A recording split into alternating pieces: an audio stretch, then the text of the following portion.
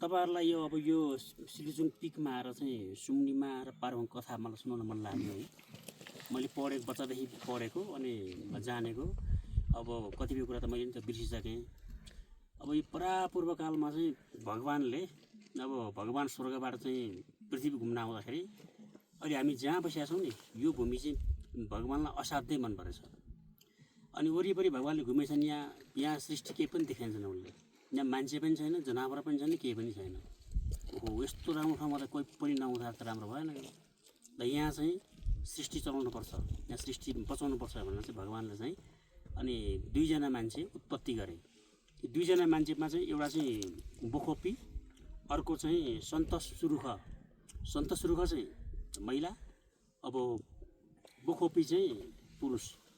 अनि उनीहरू दुईजनाको विवाह पनि भगवानले यहीँ गर्दै, यही ठाउँमा बिहा गर्दै र उनीहरूलाई के आदेश दिए भने तिमीहरू दुईजनाले चाहिँ यहाँ सृष्टि चलाउनु, सृष्टि सुरुवात गर्नु भनेर उनलाई चाहिँ आदेश दियो। अनि भगवान त्यसपछि आफ्नो स्वर्ग फर्के। अनि दुईजना दम्पति यहीँ बसे। अब त्यो बेलाको फिरन्ती जीवन होइन, अब त्यस्तो घर बनाएर एकदम बाग बगैँचामा बस्ने खालको जुग थिएन। जहाँ जे पाइन्छ त्यो खाँदै अनि बस्दै फिरन्ती हिसाबले हिँड्थे। अनि त्यही क्रममा चाहिँ यही भूमिमा उनीहरूले एउटा छोरी जन्माए। त्यो छोरीको नाम सुम्निमा राखे होइन। अब फिरन्ती जीवन अनि सुम्निमा राखे। अनि केही समय सुम्निमासम्म यही सेरोफेरोमा जीवन बिताए। अनि सुम्निमा अलिकति ठुली भएपछि अब सुम्निमाको साथी त यहाँ कोही पनि थिएन। अनि यो जङ्गलमा भएका अब उनीहरू मान्छे बस्न थालिसकेपछि चराचुरुङ्गीहरू अन्तबाट आएर बस्दा रहेछन्। अनि ती चराचुरुङ्गीहरू अनि त्यसपछि यहाँ पाउने अरू जीवजन्तु बाघ भालुहरू यिनीहरू चाहिँ सुम्निमाका साथी भए। सुम्निमाले खेल्ने भनेकै कहिले बाघसँग खेल्ने, कहिले चाहिँ भालुसँग खेल्ने, कहिले मृगसँग खेल्ने, अनि कहिले चरासँग बोल्ने, त्यो खालको गतिविधि उसको हुँदै गयो यहाँ होइन। अनि अब सुम्निमाको उमेर बढ्दै गयो। एउटा बिन्दुमा जब उनी अब 14, 15, 16 वर्ष भइन् नि उनको मनमा चाहिँ एउटा पुरुषको चाह बढ्न थाल्यो। तर पुरुष त छैन यहाँ कोही पनि। अनि अब कसरी अब त्यो कल्पना त गरिन् उनले, तर त्यो अब छैन, त्यो उसको त्यो निट पुग्ने अवस्थै रहेन यहाँ। त्यस्तैमा एक दिन चाहिँ त्यही जङ्गली जनावर साथी सङ्गीसँग उनी यहाँ डुल्दै हिँडिरहेको बेलामा चाहिँ पछाडिबाट उनले एउटा पुरुष देखिन्। उनले पछाडिबाट हेर्दाखेरि त्यो पुरुष चाहिँ यस्तो राम्रो, यस्तो हट्टाकट्टा देखेको, जिउ सबै एकदम पुष्ट, जिउ एकदम राम्रो। अनि तर त्यो पुरुष तुरुन्तै हराइहाल्यो। उनले अगाडिबाट सुम्निमाले हेर्नै सकेनन्, हेर्नै पाइनन् उनले। नपाएपछि अब उनलाई त्यही पुरुषको चाह बढ्दै गयो। अब त्यो पछाडिबाट पनि देखाएको पुरुषलाई कसरी पाउने त? अब उनले यो सेरोफेरोको सबै यो किराँत भूमिको जमिन सबै खोजिन् उनले, तर कतै पनि उनले भेटिनन्। नभेटिसकेपछि अब के गर्ने त? अब जसरी त्यही चाहियो मलाई भनेर उनले चाहिँ यो चराचुरुङ्गीसँग छलफल एउटा चाहिँ लाहाँचे भन्ने चरोले चाहिँ सुम्निमालाई यो हावाले बताउन सक्छ, तपाईँ त दिदी हावासँग बोल्न सक्नुहुन्छ, एकचोटि हावालाई बिन्ती गर्नु न, हावाले चाहिँ यो पक्कै तपाईँलाई सहयोग गर्छ भनेपछि अनि सुम्निमालाई चाहिँ हावासँग कुरा गर्न गयो। अनि हावासँग कुरा गर्दा उसले चाहिँ ल मलाई यस्तो मान्छे भने देखाएको थिएँ, त्यो मान्छे मलाई चाहियो। अब तपाईँले त सबै अगाडि पछाडि सबै देख्नु भएको हुन्छ, म त पछाडिबाट मात्रै देखाएको हो। त्यो मान्छे मलाई जसरी मलाई यहाँ चाहियो भनेपछि ल म तिम्रो उसलाई खबर गरिदिन्छु। त्यो मान्छे भनेको पारुवाङ हो, उसलाई म खबर गरिदिन्छु। अनि मैले खबर चाहिँ पृथ्वीमा आउँछ भनेर चाहिँ हावाले भन्यो। अनि नभन्दै हावाले सुम्निमाको खबर चाहिँ पारुवाङलाई पुर्याइदियो। अनि अब पारुवाङ पनि अब माथि अब आकाशमा बस्थ्यो चाहिँ। अनि आकाशबाट चाहिँ अब ल बिहा गर्न पाउने दङ्ग परेर पृथ्वीमा फेरि आयो। अनि अब सुम्निमासँग आम्ने सामने हुने बित्तिकै सुम्निमाको सातो पुत्लो गयो। डराइ हो उसको अनुहार देख्ने बित्तिकै, यस्तो अजङ्गको यति डरलाग्दो अनुहार रहेछ कि ऊ डराइ। अनि सुम्निमा त्यहाँबाट भागी। अनि पछि हावाले उसलाई सम्झायो, ल अनि होइन म यस्तो कुरूप मान्छे त म त बिहे गर्न सक्दिनँ, यो त हुँदैन, यो त म त सक्दिनँ, मलाई त एकदम राम्रो होला, एकदम सुन्दर होला भनेर पो मैले कल्पना गरेँ। अब त त्यस्तो मान्छे त त्यस्तो डरलाग्दो मान्छे कहाँ बिहे गर्छु, म त बिहे गर्दिनँ भनेर सुम्निमाले बिहे गर्नै मानिनँ। अनि सुम्निमाले बिहे गर्न नमानेको कुरा हावाले पारुवाङलाई भनिदियो।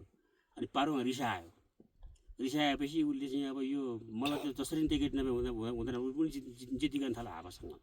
हावाले सुम्निमाले फकाउनै सकेन। नसकिसकेपछि अनि अब लास्टमा चाहिँ पारुवाङले म पनि त्यसै कहाँ छोड्छु र भन्दा उसले चाहिँ यो भूमिमा भएको सम्पूर्ण जल उसले सुकाइदियो। उसको एउटा मन्त्रबाट सबै जल सुकाइदियो।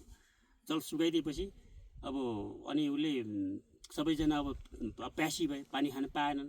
तर उसले जल सुकाए पनि 2 ठाउँमा चाहिँ उसले पानी छोडिदिएको थियो। एउटा रुखको टोड्कामा अनि एउटा करकालाको एउटा जङ्गलको एउटा आफै उम्रेको करकालाको पातमा अलिकति पानी छोडिदिएको थियो। सुम्निमा पनि तिर्खाई अनि सुम्निमा आफ्नो सबै साथी त्यो चराचुरुङ्गी सबै बाघ भालु सबै मलाई पानी खोजेर ल्याएर अराएर पठायो उसले। तर कसैले पनि पानी खोज्न सकेनन्। पानी खोज्ने क्रममा त्यो लाहाँचे चरोले चाहिँ पानी भेट्टायो, त्यो एउटा रुखको टोड्कामा पानी भेट्टायो। तर ऊ आफै अब एकदम तिर्खा लागेको थियो, उसले त्यो पानी सुम्निमा दिनै सकेन, उसले आफै खाइदियो। अब त्यो पनि भएन। अनि पानी खोज्दै खोज्दै खोज्दै खोज्दै जाँदाखेरि चाहिँ अनि अर्को कोइली चरोले चाहिँ त्यो एउटा करकालाको पातमा पानी भेट्टायो। अनि त्यो पानी भेट्टाएपछि उसले चाहिँ इमान्दारीपूर्वक त्यो पानी सुम्निमाको छेउमा पुऱ्याइदियो। सुम्निमाले त्यो पानी खाँदाखेरि सुम्निमा बेहोस भयो होइन। उसको होस अब त्यति अब अनि अरू चराचुरुङ्गीले के गरेर होस लिएर आयो, तर ऊ धेरै बिरामी भयो।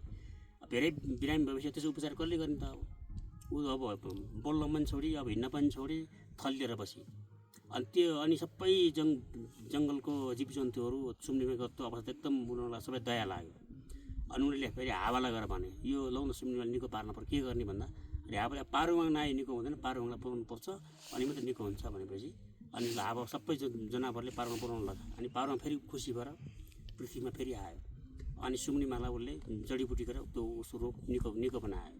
अनि आफ्नो रोग निको बनाएको थाहा पाइसकेपछि अनि सुम्निमा अब अनुहारसँग मोहित भन्दा नि आफूलाई उसले नयाँ जीवन दिएको खुसीमा चाहिँ पारुवाङसँग बिहा गर्न तयार भयो। बिहा गरी उसले पारुवाङसँग। अनि लगभग यो भूमिमा पारुवाङ र सुम्निमा चाहिँ अब आफ्नो जीवनको यो एउटा वयस्क उमेर हुन्छ नि 16 वर्षदेखि लगभग 30-35-40 वर्षमा यहाँ बिताए उनीहरूले। त्यो क्रममा उनीहरूले 5वटा बच्चा जन्माए। त्यो बच्चामा चाहिँ पहिलो बच्चा चाहिँ बाघ थियो होइन, दोस्रो बच्चा मानिस, तेस्रो बच्चा भालु, चौथो बच्चा चितुवा अनि 5औं बच्चा कुकुर थियो। अनि त्यो बच्चाहरूबाट चाहिँ अरू बच्चाहरू जन्मिँदै अनि यसमा यो भूगोलमा चाहिँ अब त्यो पहिला भएको ठाउँमा अझ थपिँदै गरेर चाहिँ एउटा अहिलेको यो धरातल भनौँ यो खेतीपातीको जुग, त्यसपछि यो जीवजन्तुको अब वासस्थान, त्यसपछि डेभलप हुँदै गएको। अनि सुम्निमा पारुवाङ चाहिँ आफ्नो यो सृष्टि सकिसकेपछि उनीहरू फेरि आकाशमै विलय भयो। कथा सिद्धि यति हो।